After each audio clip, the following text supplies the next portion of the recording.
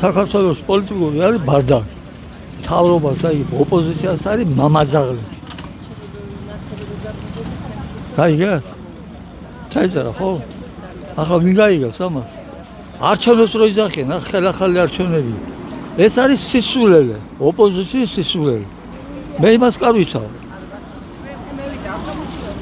გააყალბენო და მოიპარენო ხმებიო და ხომა ასე ნათქვამ. თუ მოიპარენ და გააყალბენ, ესე დანაშაული მოხდა რა, და არის დამნაშავე. დამნაშავესთან არჩევნები შეიძლება ჩაატარო? აი ესა სისულელე, ახალი არჩევნები. ჯერ იმგენმა უნდა აგოს პასუხი, ვინც ხომ გააყალბა. და მე მოხდეს არჩევნები. და როგორ შეიძლება ამ მდგომარეობის გამოსწორება? როგორ შეიძლება და სალომე გააფუჭა მე სალომეს პატივცემ. ერთი უნდა შეწო და მეორე უნდა შეხრაკო. და სიწორე. ჩერო გლეხურათო სამართალი გააჩინო. სალომე მე მიყვარდა მე რომ საფრანგული დიპლომატიის გაზილი იყო საფრანგეთს და უჭერდა საფრანგეთის ხმას. ხო, მაგარო თქო უნდა შეუტიოთო. ხო თქვა სალომე. ხალხი მოგროვდა თბილისში ერთი ამბავია ელოდე ნახე მას შეტევა როგორ იქნებოდა.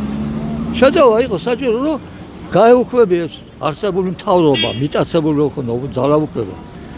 უნდა გაეუქმებია იგი როგორც პრეზიდენტს, სახალხო პრეზიდენტსა მოეხდინათ მათი გასამართლება. აი მე იქნებოდა სამართალი, პური ჭამა სამართალმა. ახლა პური ვერ ჭამა სამართალმა არის დამშეული. გასო დამნაშავებთან შერიგება? დამნაშავები ხომ იყო იგანი? რომელმაც გააყალბა. დამნაშავებთან შერიგება ეს არის დანაშაული თვითონ. ჰა? მე ახლა შენ მაგას რო ლაპარაკობ, ერთი ქართველი დააპირისპიროს, აბა და შეიძლება სიცხლის ხო? აუცილებლად თუ უნდა დაუპირისპიროს. ყოფნა არ ყოფნის საკითხია საქართველოს. თუ ვერ გაგიგიათ ვერაფერი. საქართველოს ყოფნა არ ყოფნის საკითხია. საქართველოს ისტორიას მე ვსწავლო პატარა ამხელანო იყო უკვე ვიცოდი. ქაქუცა ცოლოყაშვილის თანამებრძოლი იყო ჩემი პედაგოგი. მასწავლებელი. და ახლა რო დღეს რო საქართველოს მდგომარეობა, ქართველების მდგომარეობა ასეთი არ ყოფილა. არ ყოფილა საერთო ისტორიაში. ახლა არის ყოფნა არ ყოფნა. ამისათვის ჩვენ ყოფნა გვინდა და არა არ ყოფნა.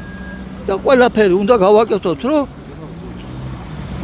ეს არამზადები მოიცილოთ, დავაპატიმროთ, საჭირო.